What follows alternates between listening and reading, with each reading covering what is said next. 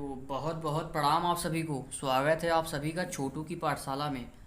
तो आज हम स्ट्रक्चरल ऑर्गेनाइजेशन एंड एनिमल्स में आपको दो पार्ट पढ़ना होता है। एक होता है टिश्यू वाला पार्ट जिसमें एपिथेलियल, कनेक्टिव, कंपाउंड, एपिथेलियम ये सब टिश्यू वगैरह हैं। दूसरा है कॉकरोच। वैसे तो है तो इसमें अर्थवर्म और फ्रॉग भी, लेकिन हमें कॉकरोच ही पढ़ना है, उसी से क्वेश्चन आता है। फिलहाल सिलेबस में वही एक्टिव है।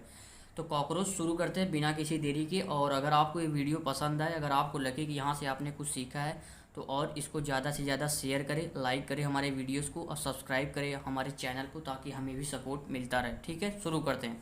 तो कॉकरोच के बारे में ये दो बातें जो हैं वो सभी कॉकरोचेस में लागू होते हैं। उसके बाद हमें पढ़ना है स्पेसिफिक जिस कॉकरोच के बारे में पढ़ना है। कॉकरोच की तो बहुत सारी वैरायटी पाई जाती है ना, जैसे डॉग्स की बहुत सारी वैरायटी पाई जाती हैं। क्या होता है, पिट्सबर्ग और ये जर्मन शेफर्ड होते हैं, गांव के कुत्ते होते हैं। तो ऐसे ऐसे कॉकरोच में बहुत वैरायटी पाई जाती है।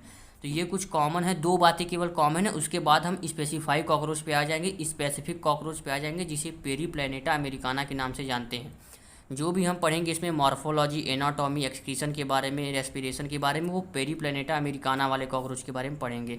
सबसे पहले दो बातें जो है वो जान लेते हैं। साइज का रेंज दिया है 1/4 इंच से 3 इंच। ठीक है, अब आप यहाँ से इसमें जो है वो मिला देंगे, जिसमें पेरीप्लैनेटा वाला साइज आप एग्जाम में कंफ्यूज करा देंगे। ठीक है, उसको ध्यान रखिएगा। जो नॉर्मल वाला है वो 1/4 इंचेस से 3 इंचेस है, या सेंटीमीटर में बोलेंगे तो 0.6 से 7.6 सेंटीमीटर। दूसरी बात हमें है नॉक्टर्नल ऑमनीवोर्स। ऑमनीवोर्स मतलब वो ऑर्गेनिज्म जो हर्बीवोर्स भी होते हैं, कार्निवोर्स भी होते हैं। साग सब्जी और हरी चीज़ भी खाते हैं और मीट वगैरह भी खाते हैं, जैसे मछली हो गया, मटन हो गया, ये सब भी। तो ये ऑमनीवोर्स है, दोनों होते हैं। नॉक्टर्नल मतलब वो ऑर्गेनिज्म जो रात को एक्टिव होते हैं, नाइट टाइम में एक्टिव होते हैं, उसे नॉक्टर्नल। कॉकरोच ज़्यादातर रात को ही देखने को मिलता है ना, तो ये नॉक्टर्नल ऑमनीवोर्स। ये बातें मैंने लिख दी है। अब आ जाते हैं अपने कॉकरोच पेरीप्लैनेटा अमेरिकाना के बारे में। ठीक है, इसका जो साइज़ है वो 34 से 53 mm लॉन्ग दिया है। आप ध्यान रखेंगे, मिलाएंगे नहीं दोनों को। 34 से 53 mm लॉन्ग। विंग्स जो है वो beyond the tip of abdomen है, एब्डोमेन के पीछे तक हैं। अभी मैं आपको आगे फिगर दिखाऊंगा, अभी देख लीजिए। एब्डोमेन के पीछे तक विंग्स पाई जाती हैं, लेकिन किस में कंडीशन है, मेल्स में। ये मेल कॉकरोच नहीं है। मैं आपको बताऊंगा कि मैं कैसे पहचान लिया कि ये मेल कॉकरोच नहीं है, आगे बताऊंगा जब कॉन्सेप्ट आएगा। तो बियॉन्ड द टिप, जैसे आपका ये हो गया एब्डोमेन, तो जो विंग्स है, जो पंख है, वो एब्डोमेन के भी थोड़ी सी पीछे तक आएगी, तो वो मेल में होगी, वो मेल कॉकरोच है। आप वहाँ से पहचान सकते हैं कौन मेल है। एक और तरीका आगे बताऊंगा। सेगमेंटेशन, जो बॉडी डिवाइड है वो थ्री पार्ट में डिवाइड है। Head, thorax, abdomen. Head, thorax, abdomen. ठीक है, ये 3 पार्ट में बॉडी डिवाइड है। एक जो स्केलेटन ऑफ सेगमेंट, जो सेगमेंट है हेड या थोरेक्स, ये सब वो ज्वाइंट बाई, आपस में ज्वाइंट होते हैं ऑर्थोरॉइडल मेम्ब्रेन से। ये थिन और फ्लेक्सिबल होती है। ठीक है, अब इसमें क्या बताना, थिन और फ्लेक्सिबल मूव कर सकती है। हार्ड काइटिनियस, एक हार्ड प्लेट पाया जाता है कॉकरोच में, जिसे स्क्लेराइड्स कहते हैं। स्क्लेराइड्स में किसी भी चीज़ के दो पार्ट होते हैं, एक पार्ट वेंट्रल वाला पार्ट, सामने वाला पार्ट, दूसरा डॉर्सल पार्ट, पीछे वाला पार्ट। ये वेंट्रल पार्ट, ये डॉर्सल पार्ट, पीछे वाला पार्ट। तो स्क्लेराइड्स में दो चीज़ें पाई जाती हैं, वेंट्रली ईस्टरनाइड्स होता है, डॉर्सली जिसको टर्गाइड्स कहते हैं। अब आप ये भूल जाएंगे वेंट्रली ईस्टरनाइड, डॉर्सली टर्गाइड्स, तो नीचे मैंने एक बहुत ही छोटा सा वीडियो बना रखा है कॉकरोच वाले में। आप नीचे जाएंगे जब, तो ढेर सारे 2-3 कॉकरोच के वो सारे ट्रिक्स के ही वीडियो हैं, छोटी छोटी वीडियो हैं, कुछ कुछ मिनट के या कुछ कुछ सेकंड की, उसको वॉच कर लेंगे, ये कन्फ्यूजन का। ठीक है, आगे चलते हैं। अब हम बात करेंगे पार्ट्स ऑफ कॉकरोच। जैसे हमारे पास होता है ना, सिर होता है, नाक होती है, आँख होता है, कान होता है, तो ऐसे ही कॉकरोच के क्या क्या पार्ट्स होते हैं। हेड होता है सबसे पहले। तो हेड कैसा होता है, ट्राई एंगुलर होता है, entirely at a right angle to the longitudinal body axis. Body axis से लॉन्गिट्यूडनल राइट एंगल पे होता है। जो इसमें बातें याद रखने वाली है, जो एग्जाम में पूछते हैं, वो ये है कि इसका हेड कितने सेगमेंट से मिल के बना होता है, तो 6 सेगमेंट से। इसका हेड 6 सेगमेंट से बना होता है। फ्लेक्सिबल नेक होता है। नेक फ्लेक्सिबल इन द सेंस कि सभी डायरेक्शन में नेक मूव कर सकता है। ठीक है, आइज़ कंपाउंड होती हैं, 1 पेयर होती हैं। जैसे हमारे में 2 आइज़ होती हैं इन द सेंस मतलब 1 पेयर, वैसे इसमें 1 पेयर। एंटीना होता है, सेंसरी रिसेप्टर, वो दो ऊपर आगे दो, हम लोग कहते हैं ना मोछ जैसा निकला है, एकदम बड़ा बड़ा सा मोछ है। माइटी राजू के सर पे जैसे 2 बाल होते हैं, वैसे ही इसमें एंटीना मतलब 2 सेंसरी रिसेप्टर्स होती हैं। सेंसरी रिसेप्टर मतलब क्या होता है, इन्वायरमेंट को वो मॉनिटर करती हैं। इन्वायरमेंट को, कैसा है, टेम्परेचर ज़्यादा है, रात हुआ कि नहीं हुआ, कहीं सुबह तो नहीं होगा, सब लोग मुझे मार देंगे, चलो भाग जाते हैं। तो वैसे वो इन्वायरमेंट को मॉनिटर करती है। इसमें 1 पेयर मैंडिबल होता है, 1 पेयर मैक्सिला होता है। अपर लिप को लैब्रम कहते हैं, अपर लिप को लैब्रम 1 होता है नंबर में, अपर लिप 1 होता है नंबर में, और लेबियम लोअर लिप भी 1 होता है नंबर में। आप ये ध्यान रखेंगे पेयर में कौन कौन से आइज़ हैं, पेयर में मैंडिबल मैक्सिला पेयर में है, बाकी लैब्रम और लेबियम 1 इन नंबर। हाइपोफैरिंक्स जो है वो टंग की तरह यूज होता है, एक्टिंग एज टंग, जैसे हमारे में जीभ होता है ना टंग, वैसे ही टंग की जगह इसमें क्या होता है, हाइपोफैरिंक्स। अब पीछे ही हमने देखा था कि इसमें जो डिवाइड हुआ था सेगमेंटेशन में वो था head thorax abdomen, head thorax abdomen. तो हेड के बारे में तो हमने देख लिया, उसमें मैंडिबल था, लैब्रम था, लेबियम था, मैक्सिला, हाइपोफैरिंक्स। अब थोरैक्स के बारे में देखते हैं, थोरैक्स में क्या क्या होता है। 3 पार्ट होता है थोरैक्स में, prothorax, mesothorax, metathorax, prothorax, mesothorax, metathorax. Thorax के पहले वाला पार्ट जो थोरैक्स यहाँ ये है पूरा थोरैक्स, मान लो ये वाला पार्ट हो गया प्रोथोरैक्स, बीच वाला मीजो मतलब जहाँ आएगा वो होता है बीच में, ये हो गया मीजोथोरैक्स, ये हो गया मेटाथोरैक्स, प्रोथोरैक्स, मीजोथोरैक्स, मेटाथोरैक्स, ये पूरा थोरैक्स है, ठीक है। अब हेड जो है वो प्रोथोरैक्स से जो हम जैसे हम बोलें कि कॉकरोच में नेक वाला जो रीजन है उसमें क्या क्या कंसिस्ट होगा, अगर एग्जाम में दे दे कि इन cockroach the neck is consisted of, option में दे देगा head connected with prothorax, head connected with mesothorax, head connected with metathorax. तो आपको क्या आंसर करना होगा, head connected with prothorax, head connected with prothorax, उसी को क्या बोलते हैं आप, नेक बोल देंगे, ठीक है। Each thoracic segment 1 pair walking legs, हम जानते हैं कि इंसेक्ट में 3 पेयर्स लेग्स पाए जाते हैं, 3 पेयर्स लेग्स पाए जाते हैं, एक इधर एक इधर एक इधर इधर इधर इधर, मतलब 6 लेग्स पाए जाते हैं टोटल बात करें तो। 3 थोरैक्स हैं अगर प्रोथोरैक्स तो 1 पेयर इसमें हो जाएगा, 1 पेयर इसमें हो जाएगा, 1 पेयर इसमें हो जाएगा, सिंपल सी बात है। इसमें अब क्या कॉन्सेप्ट क्या रखना है, आप तो ज़्यादा से चीज़ों को उलझा लेते हैं फिर कहते हैं टॉपिक जो है वो हार्ड हो गया, नहीं हार्ड नहीं है, उसी चीज़ों को याद करिए जो याद करने लायक है। अब इसमें याद करने लायक कुछ है कि प्रोथोरैक्स, मीजोथोरैक्स, मेटाथोरैक्स में एक एक पेयर लेग पाए जाते हैं, सिंपल। मीजोथोरैक्स जो है, मीजोथोरैक्स में कौन सी जैसे विंग्स पंख पाया जाएगा तभी तो उड़ेंगी, तो जो फर्स्ट पेयर ऑफ विंग्स है इसमें जो बात ध्यान में रखने लायक वो है कि प्रोथोरैक्स में विंग्स नहीं पाई जाती हैं, बस कन्फ्यूजन खत्म। प्रोथोरैक्स में विंग्स नहीं पाई जाती हैं तो बचा क्या, मीजोथोरैक्स, मेटाथोरैक्स। मीजोथोरैक्स में विंग्स पाई जाएंगी, ठीक है, फर्स्ट पेयर, पेयर में पाई जाएंगी, दोनों तरफ खुलेंगी विंग्स ना, एक ही तरफ थोड़ी खुलेंगी। तो फर्स्ट पेयर जो मीजोथोरैक्स में पाई जाएंगे उसे 4 विंग्स बोल देंगे, और जो सेकंड पेयर विंग्स पाई जाएगी मेटाथोरैक्स में उसे हाइंड विंग्स बोल देंगे, 4 विंग्स हाइंड विंग्स, पहला वाला 4 विंग्स, दूसरा वाला हाइंड विंग्स, ठीक है। प्रोथोरैक्स में तो पाई नहीं जाएंगी, मैं लिख देता हूँ यहाँ पे विंग्स जो हैं वो अब्सेंट होती हैं, अब आपको और अच्छे से याद हो जाएगा।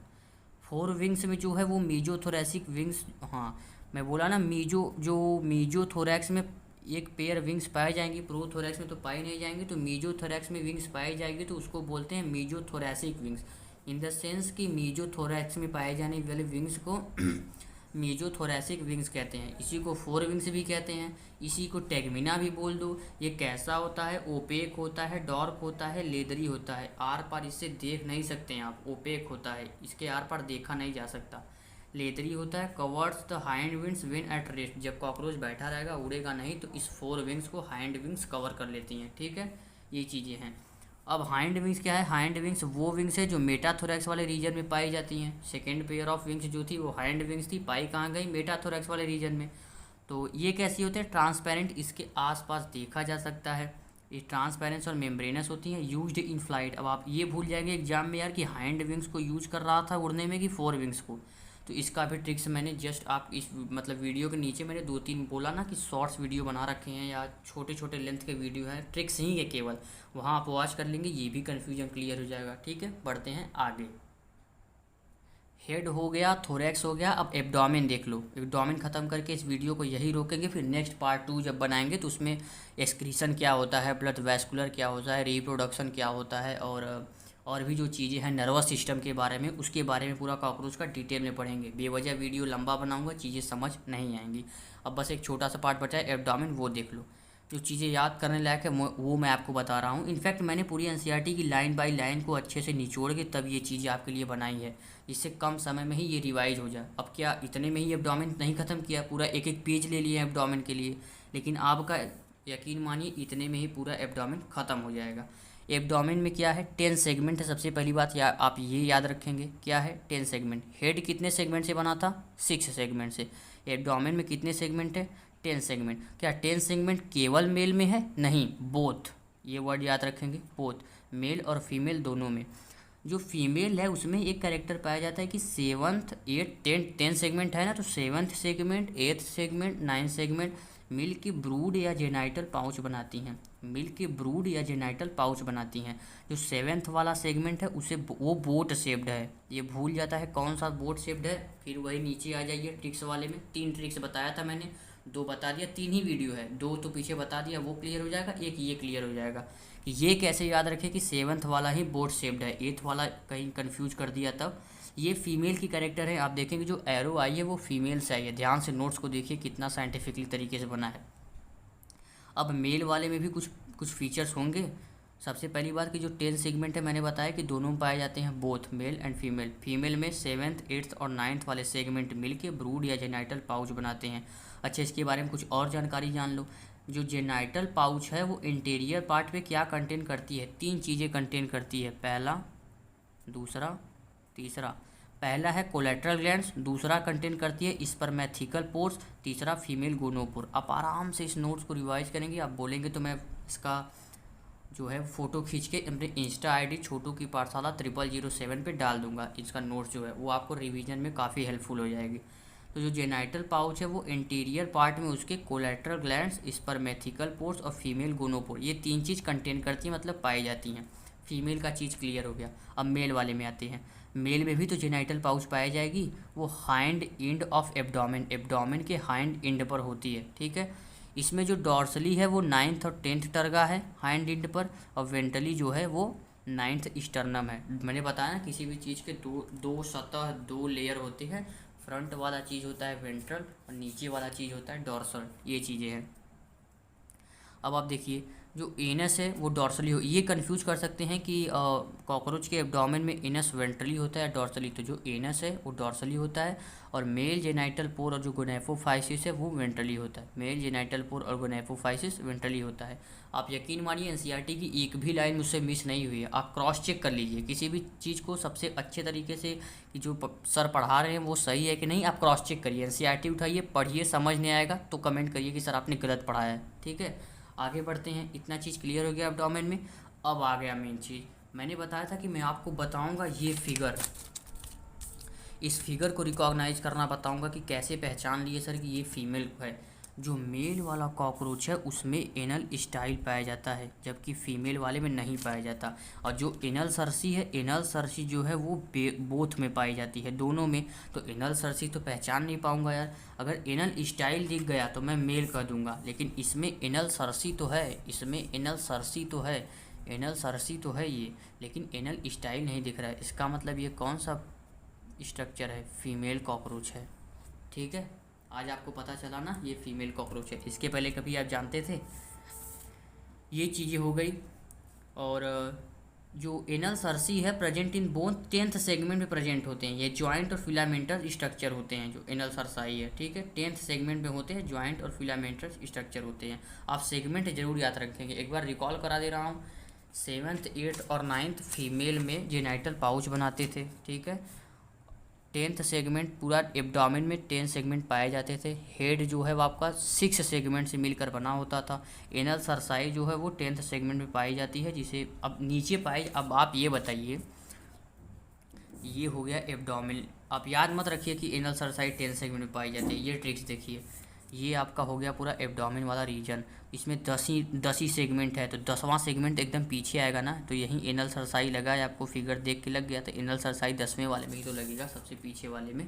ये चीज़ें थी यहाँ तक आपका। अब ये चीज़ मैं बाहर से ही देख के बता दिया, मतलब ये क्या थी, मॉर्फोलॉजी, वो स्ट्रक्चर या वो विशेषता, वो कैरेक्टर किसी भी ऑर्गेनिज्म के बारे में जो बाहर से देख कर बता दी जाए उसे कहते हैं मॉर्फोलॉजी। एनाटॉमी के लिए हमें किसी भी ऑर्गेनिज्म को काटना पड़ेगा। जब मैं कॉकरोच को काट के फाड़ के उसके अंदर की चीज़ें आपको बता दूंगा तब आप जानेंगे कि यार एनाटॉमी है। इस पेन का मॉर्फोलॉजी में अभी बता दूँ, इसमें एक कैप है, ये स्टील लाइक स्ट्रक्चर इसमें दिया है, इसके ऊपर लग्जॉट लिखा है। तो ये मैं इसका मॉर्फोलॉजी बता रहा हूँ। अगर एनाटॉमी बताना होगा तो इस पेन की कैप को खोल कर पूरा ये चीज़ें खोल खाल के रिफिल वगैरह निकाल के तब बताऊँगा क्या है एनाटॉमी। तो मॉर्फोलॉजी आपका कॉकरोच का ख़त्म हुआ। एनाटॉमी में आपका आएगा नर्वस सिस्टम वाला पार्ट, एक्सक्रीशन, रेस्पिरेशन। मैं हो सकेगा तो 3 पार्ट में बना दूंगा। ये फर्स्ट पार्ट हो गया, सेकंड और थर्ड भी अलग अलग बना दूंगा जिससे आपको एकदम कॉन्सेप्टली क्लियर हो जाए। ठीक है, तो मिलते हैं अपने नेक्स्ट पार्ट में, तब तक के लिए बहुत बहुत प्रणाम।